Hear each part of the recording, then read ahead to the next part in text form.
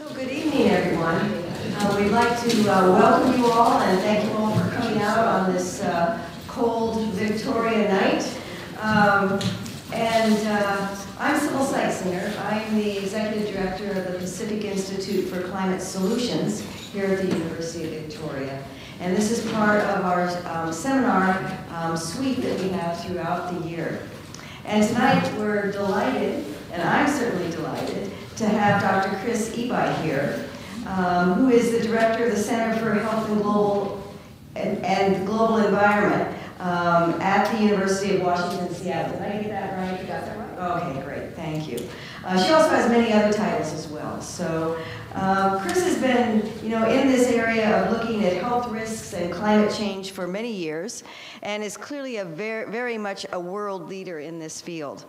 And her work has really focused on understanding the vulnerability and estimating current and future health risks of climate change, and very much involved in designing adaptation policies and measures to reduce the risks of climate change in a very complex and multi-stressor environment oftentimes.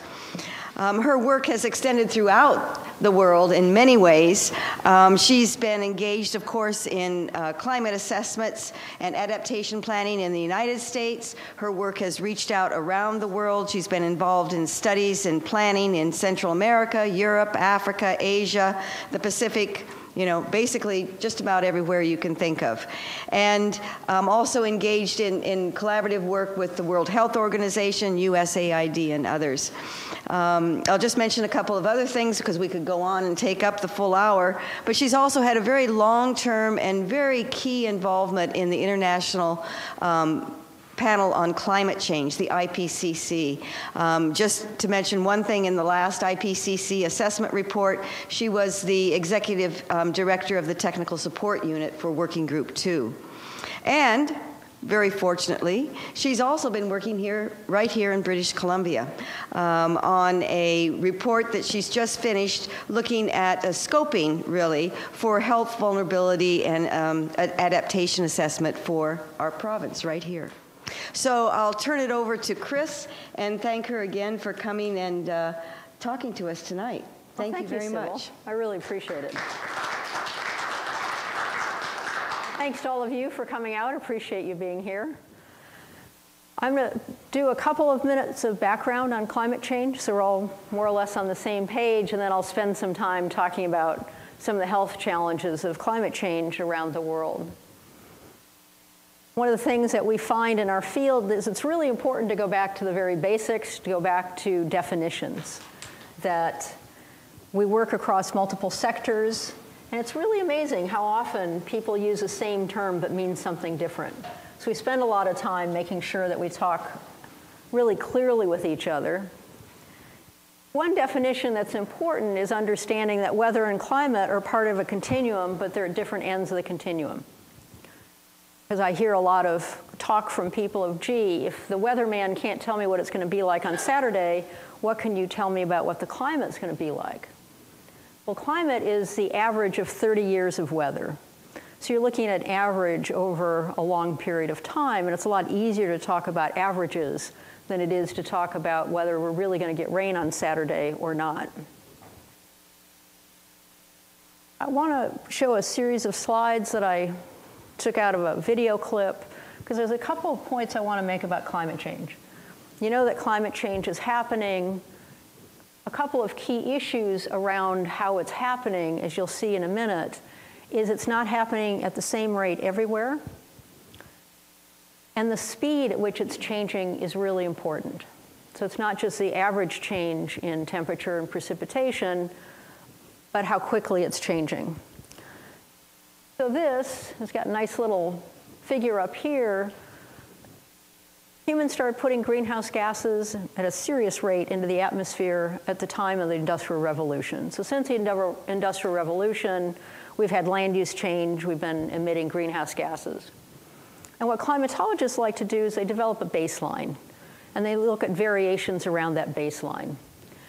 So this is a period of 1880 to 1884 compared to 1961 to 90.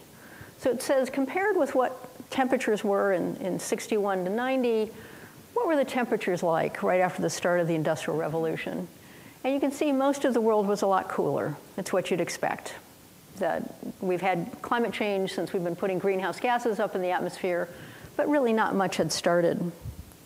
This is 100 years after the previous slide. This is 10 years after the slide before that, and this is 10 years after the previous slide. Again, the rate is really important. We're seeing very rapid change, and that has consequences when you think about health in terms of our ecosystems, in terms of ecosystems being able to adapt to this very rapid change. When you talk to people who do work in ecosystems, there's ecosystems that are now labeled as functionally extinct. Cloud forests, for example, they've got nowhere to go. And so we're seeing changes that mean a lot for us when we look at where you're going to see mosquitoes and see ticks and other kinds of vectors that can carry different diseases. And you can also see the very uneven warming. Everyone knows, of course, the Arctic is warming, but a lot of people don't know that parts of Africa are warming almost as much as the Arctic. You can also see parts of Brazil are warming really quite rapidly. And so that change makes a big difference when we look from place to place. It's not just the change in temperature. The other thing that's really important is that climate's becoming more variable. Like you probably, these are really great projecting. I mean, this is great. You can probably read most of that. So I just downloaded this, that every month NOAA goes through and looks at significant climate anomalies, and you can see Canada had a climate anomaly in November. And what we're seeing is more and more of these anomalies on a very regular basis. It was only a few weeks ago that it was declared that 2016 was the warmest year on record globally. 2015 was the warmest year last year, and 2014 was the warmest year before that.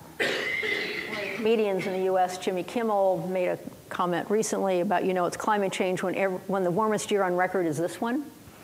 It's probably not going to happen for 2017, but we've seen a series of very, very warm years that are outside of what you'd expect statistically. So how do we know it's humans? This is a slightly complicated figure, but it's actually not that easy. It's not that hard to understand it once you take a look at the legends. So here's the land surface, land and ocean, ocean content. These are major world regions. The climatologists have very sophisticated models of how the ocean and the atmosphere work together to move heat around the planet. Solar radiation comes in, the planet's kind of at an angle, so it heats irregularly. And so the ocean and the atmosphere work together to move this heat around. They've been using these models for some time to say what are temperatures likely to look like later in the century under different assumptions of greenhouse gas emissions.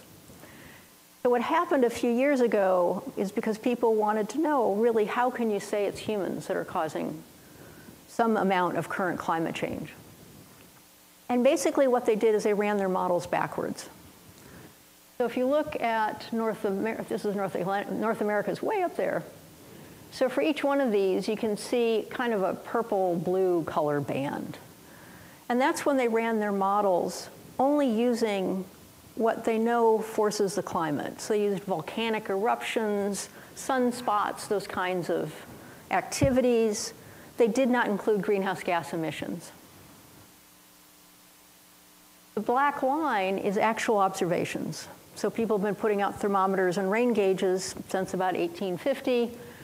And so this starts about 1900. And you can see that the models weren't perfect, but they matched the observations until about 1970. The pink band is running the models with not only what they know forces the climate, with volcanoes and other kinds of activities, but including greenhouse gases. You can only explain the observations if you include greenhouse gases. And that's how the Intergovernmental Panel on Climate Change concluded it's unequivocal that the humans are changing the climate. And it's not just global mean surface temperature change, it's sea level rise, it's melting of glaciers, it's a whole range of other things that I'm not going to show, but we know that humans have changed and are changing the climate, and will continue to change for decades to come. I've got lots of very nice scientific slides showing where we're heading. I think this is very nice from Climate Central, is a nice way to sum it up. That in the 2080s, if you look at the projections for where temperature is going to be, that only 6 of the 19 cities that previously hosted the Winter Olympics are going to be cold enough to do so. And as I mentioned before, it's the variability from place to place, but it's also, we're seeing big shifts in terms of not just the mean temperature, but the extremes. And this is work that was done for the IPCC Special Report on Managing the Risks of Extreme Events and Disasters to Advance Climate Change Adaptation, a negotiated title if there ever was one. So this is June, July, and August. And this is work from Noah Diffenbaugh and his colleagues. So they took the period 1985 to 2005, looked at the observation, and said, what is the one hottest temperature that occurred during that period? And then ran models with moderate emissions of greenhouse gases, high emissions of greenhouse gases. So this is what the climatologists would call now. So this is out to 2035, this is mid-century, this is the end of the century, and said how often would that temperature occur? You can see right now under high emissions, which is unfortunately where we are, that parts of the Pacific already are seeing that temperature that certainly for my students was the highest temperature they had ever seen in their life, is now happening every year. If we stay under high emissions, even Canada is going to see those high temperatures every year. And it's not going to be just once a year. It could be 5 times in one year and none the next. But we're going to see these extremes much more often. So the IPCC concluded that we've already seen and will continue to see an increase in the frequency, intensity, and duration of heat waves. So what does this mean for health? So I've talked a little bit about some of these, but these are the factors we could think about when we think about climate change. These are the kinds of exposures around that that make a difference for health. Extreme heat, severe weather, air pollution, on around. And then on the outer rim are some of the health risks of a changing climate. And as you read across this list, that's pretty much everything a Ministry of Health needs to deal with. This cuts across almost everything ministries have to cope with. We're not terribly well set up in most ministries to try and deal with all of these issues. We've got separate programs, trying to get that arrow out of the way. We've got separate programs for nutrition that are different from heat, that are different from severe weather, that are different from asthma on around. And so this cuts across ministries in ways that mean ministries have to start thinking about how they're going to coordinate across programs in ways they may not have had to do in the past. So it's a real opportunity to improve how we protect population health by thinking a little bit different of how we go about and do the work that needs to be done to protect vulnerable populations. And I'm going to go through and talk about just a few of these. Before I do, I did a definition, I'm going to do one framing slide here. I've talked about climate change, I'm going to focus on climate change. But we understand it's not just climate change.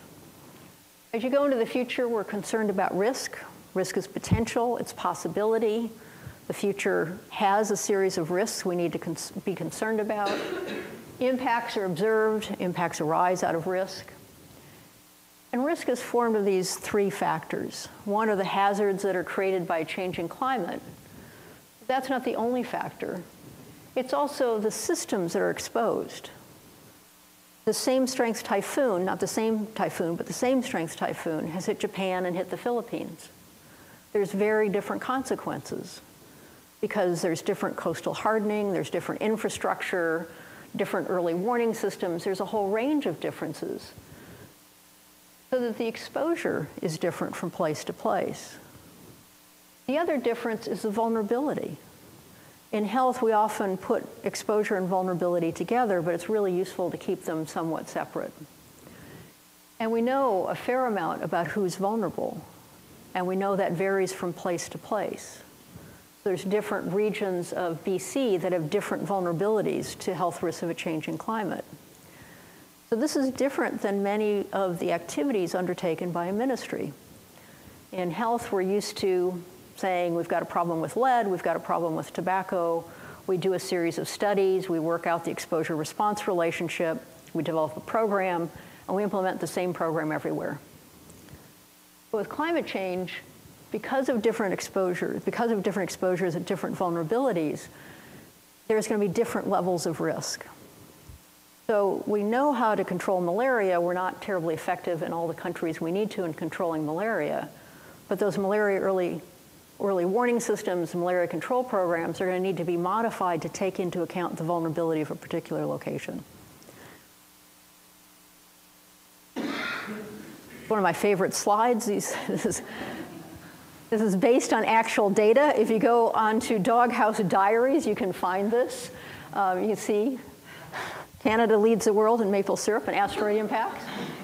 I'm from the US. We lead the world in Nobel laureates and being killed by lawnmowers. Brazil leads the world in FIFA World Cup titles. One of the ones that you can't see in here is the Netherlands leads the world in being tall. I was telling Sybil, I was in an elevator recently, and there was two men talking a language. It wasn't quite German, and they turned to me and made some comment about, I bet you can't tell what language we're speaking. And I said Dutch. And they said, how did you know? I was like, I just guessed.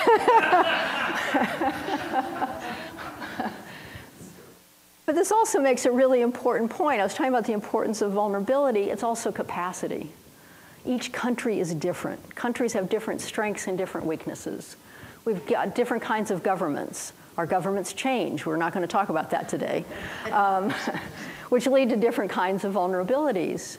And so you need to take that into account. That variability is important when you're thinking about how do you manage risk as it changes over time. I really do recommend you looking up. This is a lot of fun. So when we talk about risks, one of the risks that's going to really characterize all of our lives are extreme events. We're seeing increases in extreme events. A colleague took this with a drone over Haiti not that long ago. That we're seeing very major events. We're seeing floods, we're seeing droughts, we're seeing heat waves, we're seeing storm surges, and it affects everybody. People are affected directly. You can be harmed in one of these events. There's also lots of indirect consequences of these kinds of events. Flooding. In lots of places people live, if you have flooding, you start getting mold.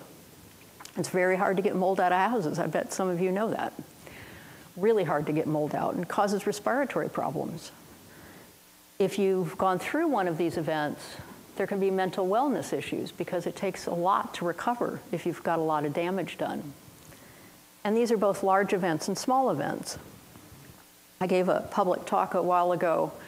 I was talking about extreme events, and someone in the audience shared that she had bought, like 20-some years ago, a house that was over 100 years old. And when she bought it, it had never flooded. And the 20-some years she'd owned it, it had flooded 6 times. All of us will be affected in some way, that we're seeing changes in these patterns in ways that we're not prepared for. This leads to a really important point that came out of the IPCC special report on managing the risks of extreme events and disasters. Because of vulnerability, it doesn't take an extreme event to have an extreme impact. And it's really useful to keep those separate. You can have an extreme impact just because you've got very, very high vulnerability. It doesn't necessarily take a lot of climate change. The example in this report is from Zimbabwe, which has a lot of significant challenges. It has vulnerabilities in lots of different dimensions. There was a very heavy rain event.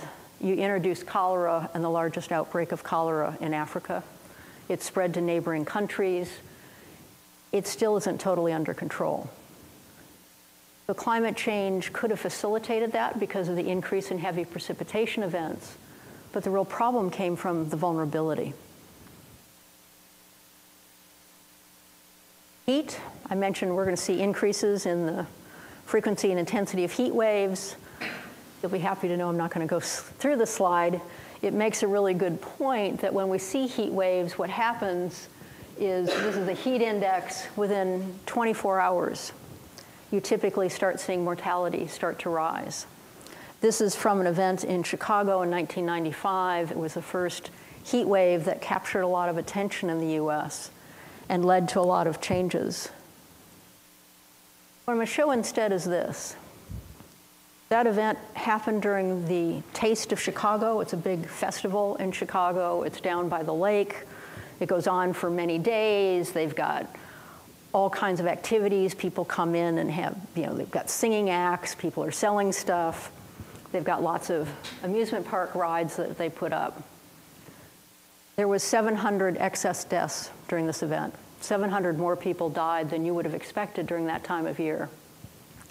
And this is a photograph that was taken from behind the coroner's office. It's 3 of the 9 refrigerated trucks that the city commissioned from people who brought food in for the Taste of Chicago to store the bodies they didn't have place to store in the coroner's office. In 2003, there were several heat waves in Europe. There were 70,000 excess deaths in those heat waves. We're not prepared to manage these kinds of changes. We can be prepared. Nobody has to die in a heat wave. But we, by and large, are not prepared. So what's happened is there's been a real effort to try and increase awareness. I want to point out it's just not the high-income northern countries that have got a problem. This is heat waves in India and Pakistan in 2015. This is a picture from last year of some heat waves in India. This is a zebra crossing to give a sense of the temperatures. This is the pavement melting. So the temperatures can be really high, and no one's prepared. There's this misperception if you live in a warm area of the world, that somehow you can manage the heat. In the US, the state with the highest heat-related mortality is Arizona. Our bodies physiologically can only manage so much heat, and once the temperature goes up, you start seeing people dying, and again, these deaths are all preventable. In heat, it's not just mortality or people going to the hospital, but worker productivity is an issue. There's growing numbers of studies showing that when it gets really hot, we just don't work so hard. And this is important for places like India, where lots of places are not air conditioned.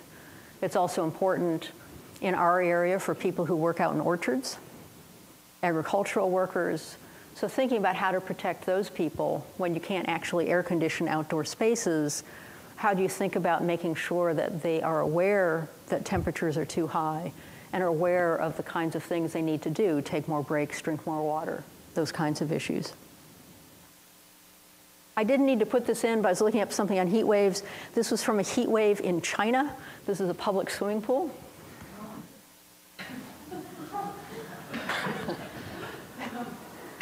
Ready to go?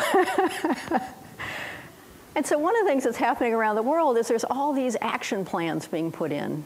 This is from a part of India that's not too far from Pakistan, where it's very hot and dry.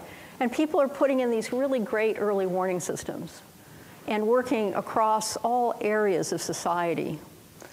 I happened to be at one of the first meetings as this was getting organized. One thing that really struck me in this is we met with a local hospital, and they'd had a recent heat wave in the hospital. Their neonatal ward was at the top floor. They had a metal roof. They didn't do so well. And so they reorganized their hospital to make sure that the neonates were not in the hottest part of the hospital. I'm trying to get through that the impacts are large, and they reach out in lots of different ways, in ways that you might not think about initially. But thinking through the different kinds of consequences and what does it mean and how you're going to manage means that in the long run, we can do a lot to help protect health. That neonatal ward should never have been at the top of the hospital in the first place, and now it's not. And so there's lots of ways that in the long run, we can really make a big difference for health. It's getting warmer, spring's coming sooner, and how many people have allergies? Yeah, plants are producing more pollen, and it's coming earlier in the year. So if you've got allergies, not really a lot to say other than good luck. And to be aware of it. And part of what I'm trying to get across is awareness. One year I was in Atlanta, and the year before had been an El Nino, which means that Atlanta had been warmer and gotten a lot of rain. And so I got to Atlanta expecting that there would be a lot of pollen. It was the spring. The pollen had hit new records, that the top category of pollen concentrations was something like 125, and their concentrations right then were like 3,000. The pharmacies ran out of eye drops. People couldn't get access to the medications they needed because they were running out of them. That was really simple. That didn't need to happen. That was just, it's going to have a lot of pollen this year. Let's make sure we're prepared for it. So some of these actions are pretty simple. It can be taken at lots of different scales. You could put warnings out through your family care physician and what people should do, but you have to know about it. So part of why I like to come give these talks is to get more people thinking about what this means on lots of different scales. Ozone is formed on clear cloudless days. The rate at which it's formed is temperature dependent. Ozone is a lung irritant. So people who've got chronic obstructive pulmonary disease, people who've got asthma, other people, when the ozone concentrations go up, have real challenges. These are two different climate models. And basically, this is the US. Obviously, these are temperature changes in 2030, so the red is higher temperatures.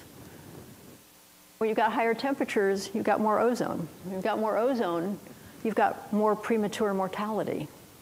This is going to be harder to control because ozone is a secondary pollutant. It's formed from the reaction of sun basically on what comes out of our tailpipes. So unless we get better emission controls out of what comes out of our tailpipes, we're just going to have more ozone. But awareness would make a big difference in making sure that people understand, people know when ozone concentrations are going to be high, people take preventive actions. They don't go outside.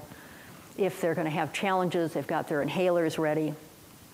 But I think it's going to be one of the more difficult issues we'll have to deal with. Communication is a really important issue with climate change. There's lots of people coming in to help making sure that we communicate more clearly. This is one of many lovely paintings done by Jill Pelto. And this shows increases in temperature, and this shows wildfire.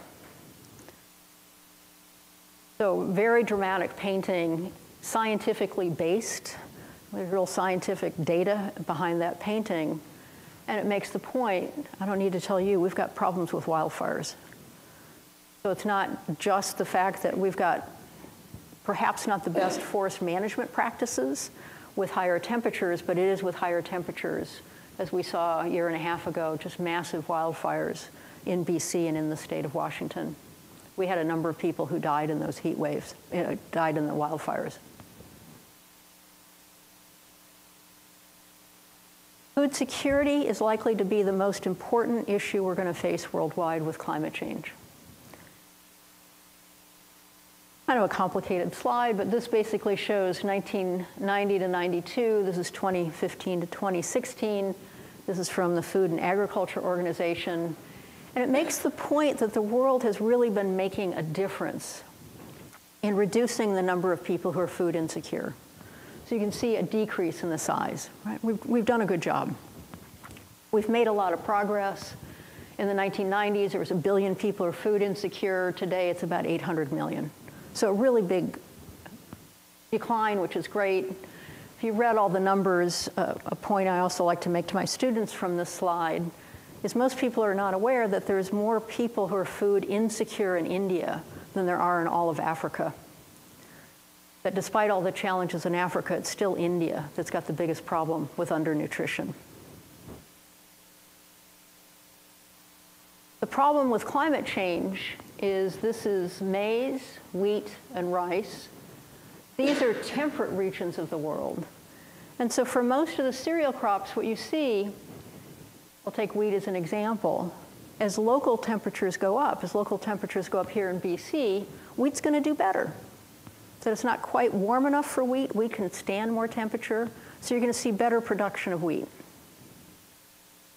Not so clear with maize, rices. We'll talk we'll leave rice out for a moment. For the tropical regions, any increase in temperature, you see a decline in productivity. That these crops are growing at the thermal edge of their tolerance. So as it gets warmer, there's just going to be less of the crops. This is Africa and India.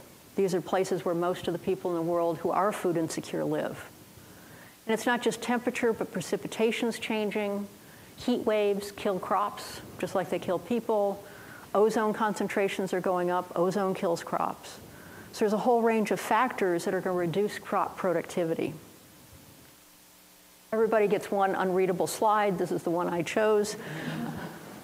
And this is some work that was done saying, what is climate change going to mean in terms of food security? And you just need to look over here. So this is a model. It's not the world. It's model world, where they put in the factors they know. And so in this particular model, in the year 2000, in all of the developing countries, about 148 million people, children under the age of five, were food insecure. They ran their model in 2050 without using climate change. So saying, what if we actually start achieving these aspirational goals that we have? We start really making a difference. We continue what we've been doing to reduce food insecurity. We can get that number down to 113 million. That's a big progress. That's lots of children who will grow up healthy, who will have productive lives. Really makes a really big difference. But then they put climate change in the model. And it basically takes us back to where we are now.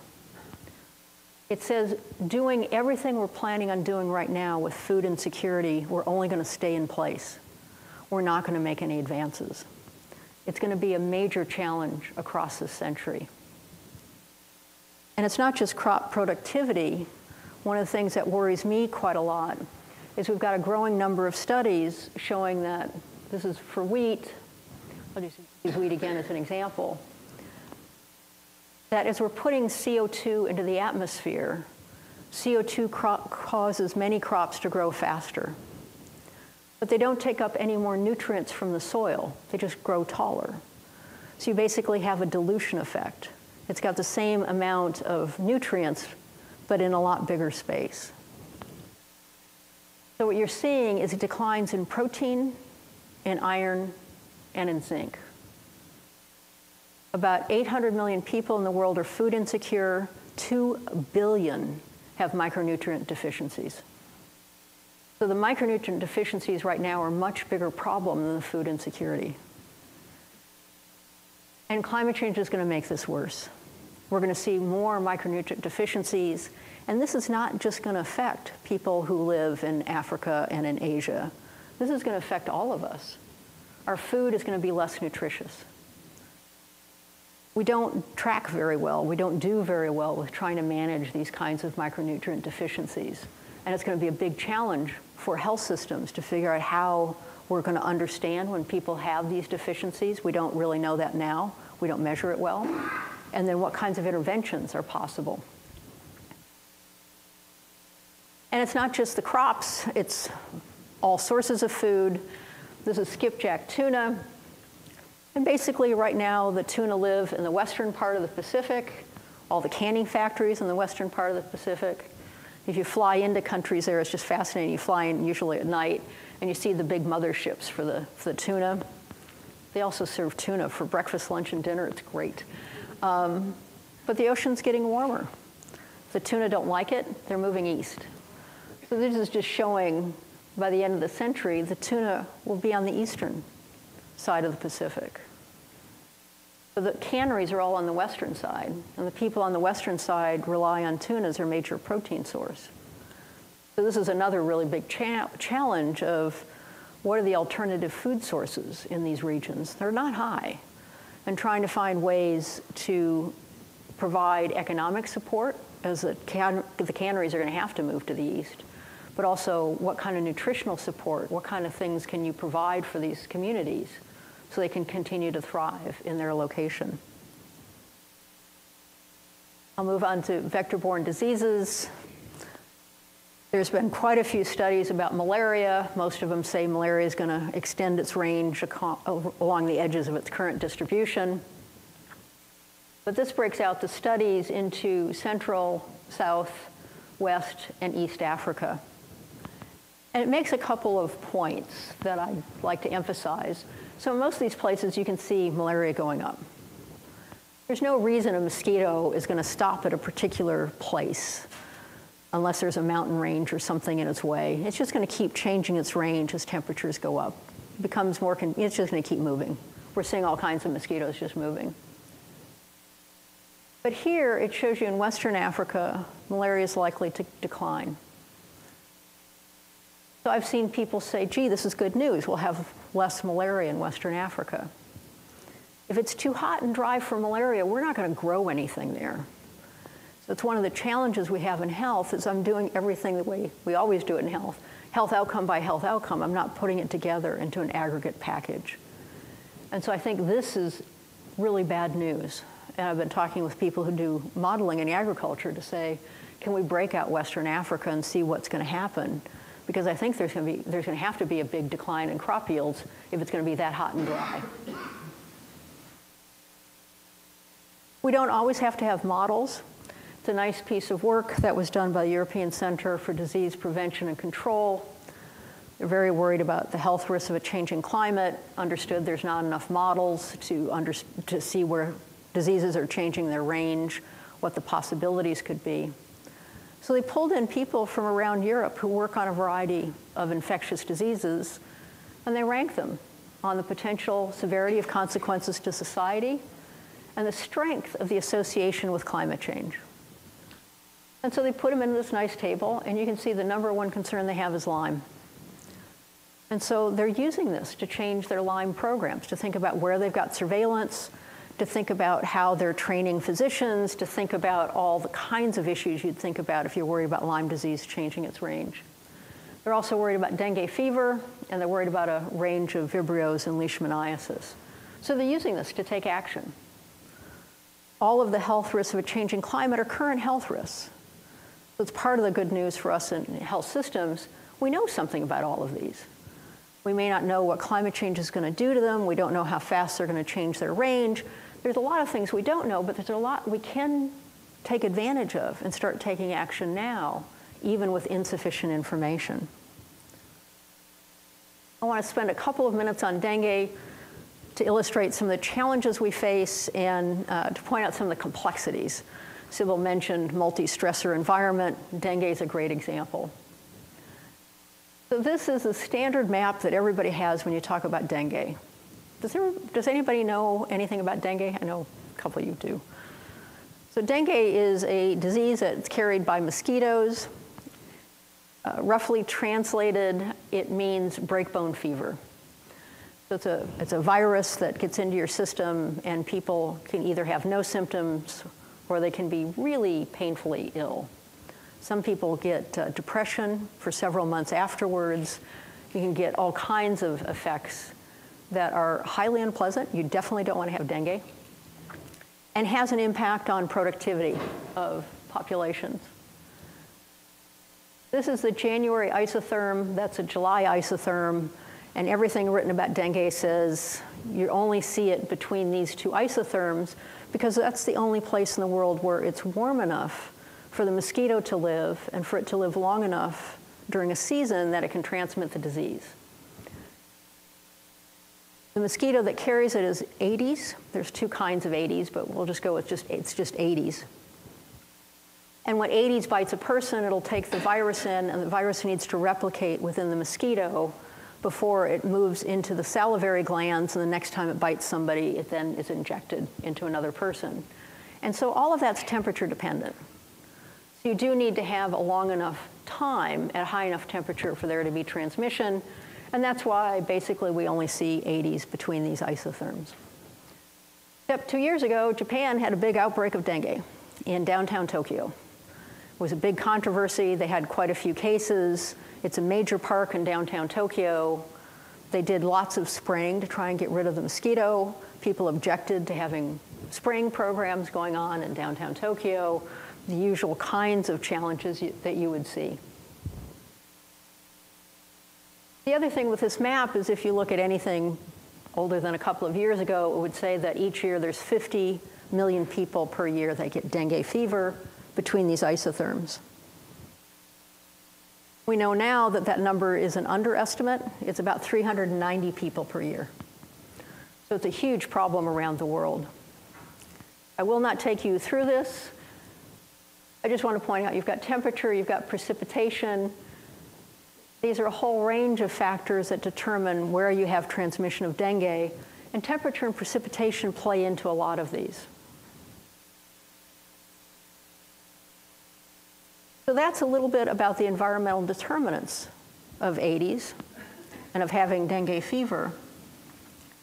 There's other factors as well. The mosquito that carries Aedes is being moved around the world in used tires. I don't understand this, but there's a big trade in used tires, and they don't go from one place to another. They go from one place to this place to that place to another place. They sit outside. The mosquito lays its eggs inside the tires, and they get shipped around. I said there's two kinds of Aedes. One's Aedes albopictus. It's called the tiger mosquito, and that's how it was introduced into the US. And it's now spreading throughout the US, and the introduction was in tires. So we're moving the mosquito around the world from place to place. The mosquito can breed in the water in the bottom of a flower pot. It breeds in little tiny amounts of water. Singapore has got the best dengue control program in the world. Singapore is in the tropics. Someone from the Ministry of Health once told me they've got 3 seasons. It's hot, or really, really, really hot. And so it's a nice warm place for mosquitoes. In Singapore, I can't remember if it's the Ministry of Health, but some civil authority can come into your living environment to make sure that you've cleaned up all the breeding sites. And if not, you get very large fines. So they've got this really good program to make sure that they don't have outbreaks of dengue, but they do have outbreaks of dengue. They had one a few years ago, and it was ongoing. They couldn't figure out where it was coming from. And they kept going back into people's houses, trying to figure out where Aedes was breeding. And it took them quite a while, but they discovered that Aedes was breeding in the water at the end of these standpipes. So people hang out their washing on these pipes, and there's little tiny pipes, and Aedes was breeding out in the end of these. So we're providing the environment as we urbanize for the mosquito to breed and to thrive. And it's not just these kinds of buildings. I personally have never done this, but colleagues have done, and they said if you go down into a sewer system, you'll see millions of mosquitoes. We always think about rats, but apparently there's lots of mosquitoes down there too. So we're providing these nice, warm, moist environments where the mosquito can breed, which is why you see it outside these isotherms. It goes and finds these nice environments we're providing for it. And then finally, we also are moving the virus around the world. This is, again, work that was done by European Center for Disease Prevention and Control. It's 2 different periods in Europe. But they're looking at the number of people who are flying in from countries that have dengue into areas of Europe where they've already got the mosquito. So they're just waiting. You know, they're doing the surveillance, they're doing the monitoring to make sure. But the question is, if they're going to have an outbreak of dengue, it's when they're going to have an outbreak. You've got the mosquito, we're bringing the virus, and we've got this lovely infrastructure that makes it really good for the mosquito. So these challenges come together in ways that are complex. And it's going to be challenging to figure out how to manage those. And we need to think more about how we are, but not just from the perspective of working within a health system. So this is one of many projections of what's going to happen with dengue. See this up here? This is the Pacific Northwest. We will have a probability of having transmission. It's not going to be 0. It's going to be warm enough for long enough, and the mosquito's moving its way up towards us, and someday we're likely to have dengue up in this area. May not be till later in the century, but it will not be a surprise. And there's a lot that we can do in health systems to take advantage of the huge amount of environmental information that's being generated by people who work in climatology, who work in the physical sciences. This is some work done by a graduate student in Umeå, who took a look at Singapore and tried to look at the environmental determinants, really temperature and precipitation. And as I mentioned before, it's a place where you'd expect to have dengue, you expect to have the mosquito. In fact, she developed an early warning system, and you can see that it did pretty well with matching observed cases. Missed the peak, but you don't really have to have a peak when you're trying to do a prevention program. So she did this really nice early warning system. What you can't read down here in the details is it's 16 weeks before there's the outbreak. You get 4 whole months to go out and start cleaning up breeding sites, making sure people are aware. So we've got these amazing opportunities to use this kind of information to tell us what kinds of activities we need to undertake. So there's lots of opportunities as we go forward to be much better in trying to prevent all of these climate-sensitive health outcomes. And I mentioned we need to focus not just what we do, but we need to work outside our sector. This is more work that was done by the European Center for Disease Prevention and Control, and they looked at actual outbreaks of a variety of infectious diseases in Europe from 2008 to 2013, so actual outbreaks, and said what were the upstream drivers, what really caused those, not just the fact that you had a mosquito and a virus there, but what really made these happen. Number one was travel and tourism. I made a joke this afternoon of how many people in the ministry talk with a ministry that's working on tourism. Not many, but the choices that are made about tourism, the choices that are made with the travel industry. The second leading driver is global trade. Understanding these kinds of patterns, understanding that you've got this big worldwide selling of used tires back and forth. We need to understand that because that makes a difference for our ability to manage a whole range of climate-sensitive health outcomes. We've got food and water quality. Health systems only comes in here with surveillance and reporting failure. Almost all of these are outside of what we do in health systems. So it calls for partnership. It calls for working with other sectors to make sure that we understand these drivers and what it could mean and how we can get ahead of the curve. So we don't wait for an outbreak to occur, but we're ready. And we've got the programs in place so that an outbreak doesn't have to occur. Moving on, I'll talk about just a few more of these. Everybody's always favorite topic, GI symptoms. People have the perspective that diarrheal diseases only occur in low and middle income countries. There's 350 million unreported cases, self-reported cases of diarrheal disease every year in the US. Huge number. And this is some great work, again, done in Sweden, looking at Gothenburg, a lovely city in the southern part of Sweden. It has 2 water sources. And so Andreas Tornevie was looking at nurse advice calls. In Sweden, if you don't feel well, you can call a nurse. And the nurse does triage on whether you should go and see somebody or not. Great data source, wish we had that, we don't. Looking at nurse advice calls for people who were reporting some kind of GI symptoms. And what this shows you is, you see down here, there's the scale. When it's dry, there's really no difference between GI and non-GI symptoms. You got the same kind of rate of people calling in. As soon as you start having a couple of wet days in a row, more and more people start calling in. As you get lots of wet days in a row, precipitation is washing pathogens out of farming areas and washing it into waterways in ways that it's fairly difficult for water treatment systems to manage. And so it was really impressive to me as an American. Andreas did this work. He was a little bit nervous about presenting this to the water utility in Gothenburg because it says they're not protecting the population the way that they thought they were. So Andreas gives a presentation, the water utility took it all in, said we have to do more research. They didn't try and say, no, this is not a problem. They said, really, it is.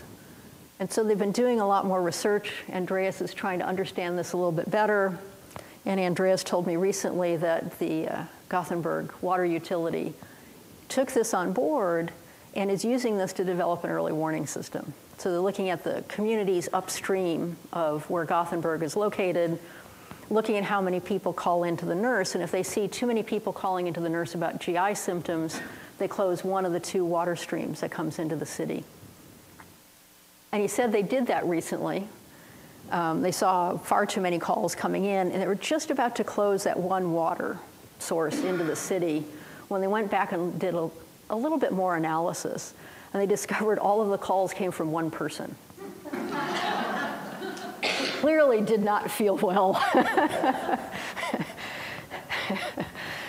So it's a possibility of using environmental information, but we also have to think about how you use that information and make sure it's used most appropriately. And we're going to have surprises. That what I've talked about are a whole range of changes we're going to see with climate change, but we're going to be surprised about things. And this is one of many great examples that this one comes from Alaska. Vibrio parahemolyticus, some of you may know about it, is a very nasty gastrointestinal disease. People usually get it from eating raw oysters. In 2004, the closest known case of Vibrio parahemolyticus to Anchorage was 1,000 kilometers south.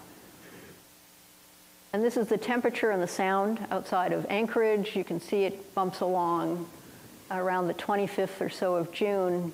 It goes above 15 degrees C. And Vibrio parahemolyticus can't replicate until it's 15 degrees. And that was the first time the temperature had gotten that high in the sound. So the temperature goes up within a couple of days, you start seeing cases of Vibrio parahemolyticus.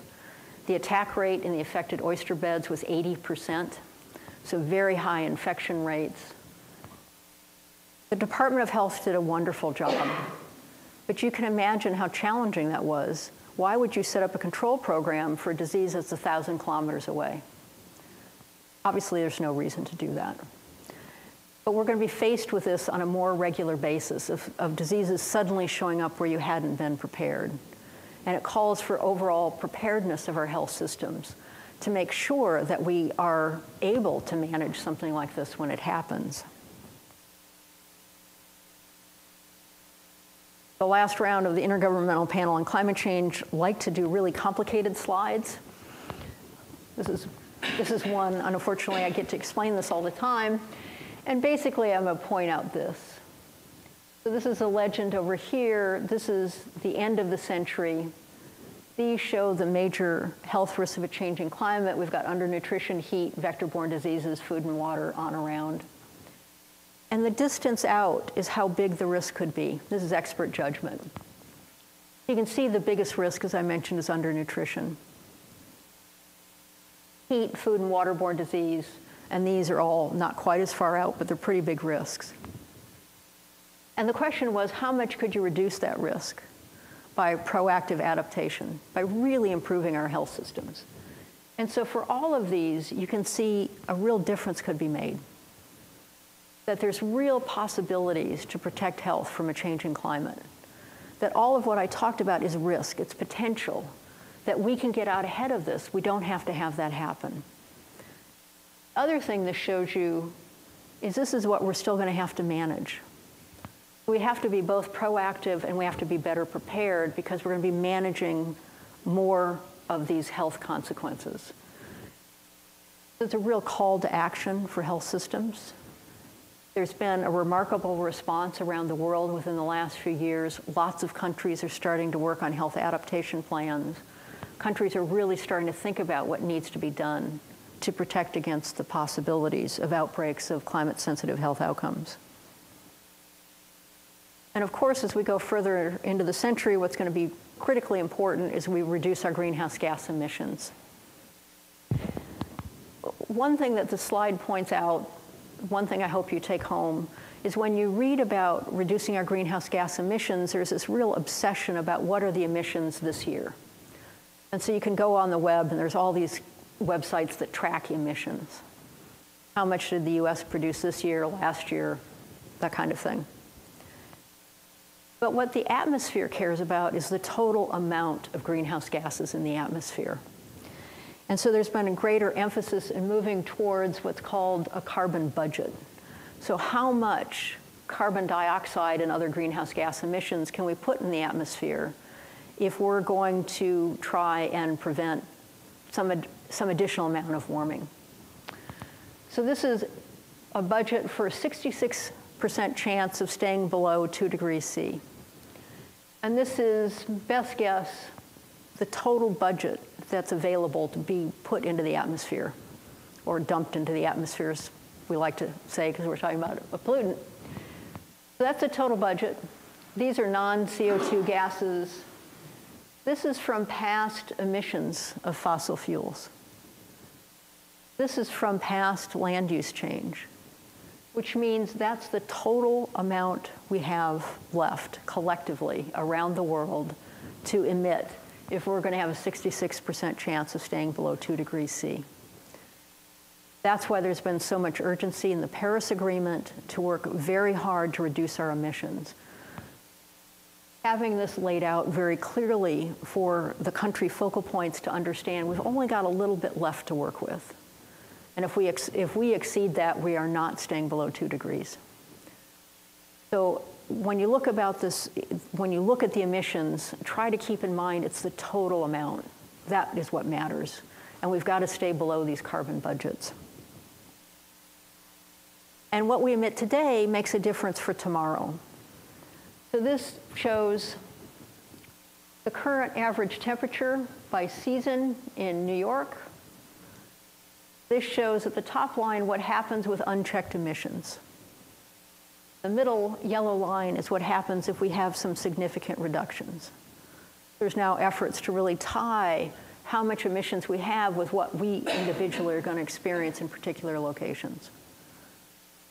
And it's our choice. What happens at the end of the century in terms of the emissions is up to all of us.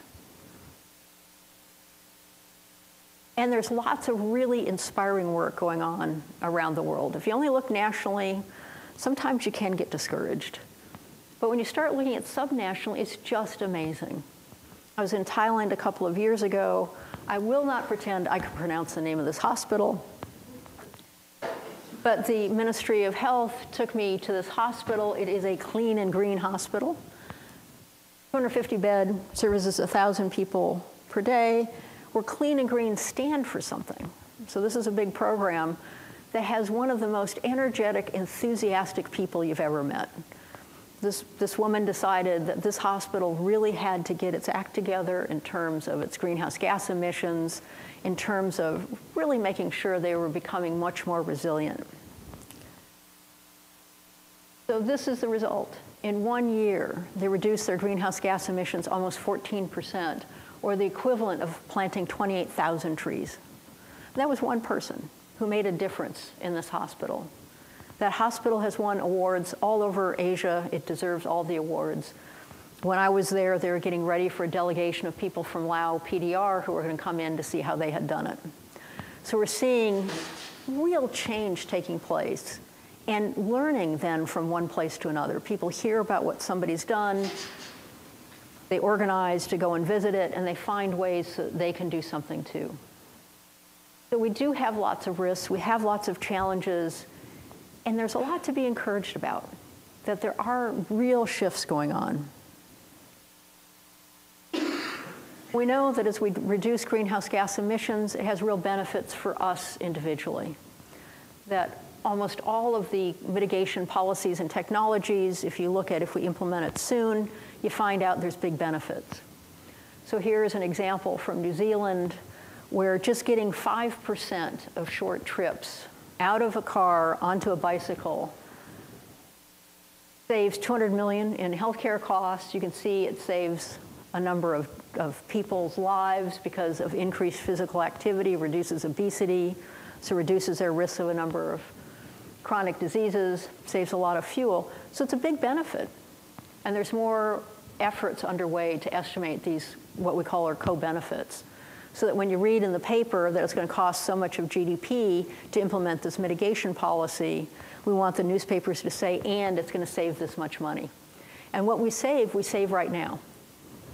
So whatever those costs are, the benefits are today and will accumulate over time. And so when you look at most of these analyses, it shows for all of the complaints about the costs of mitigation, it's going to save us much more as a society if we implement it now. And with that, I will end with this lovely picture taken from space. I really like that. And thank you very much for listening.